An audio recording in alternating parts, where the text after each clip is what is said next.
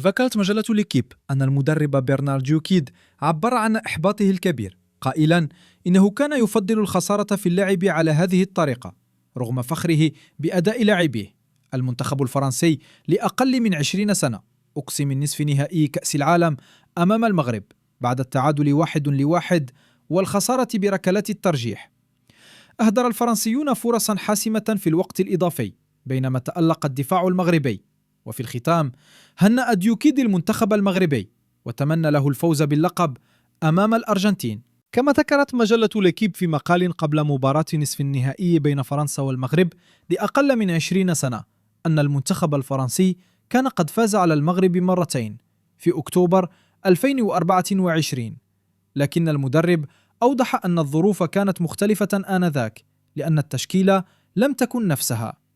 هذا التصريح يعكس إدراك الفرنسيين لقوة المغرب الحالية وطموحه الكبير، كما يبرز أن المباراة لن تكون سهلة رغم تفوق فرنسا السابق.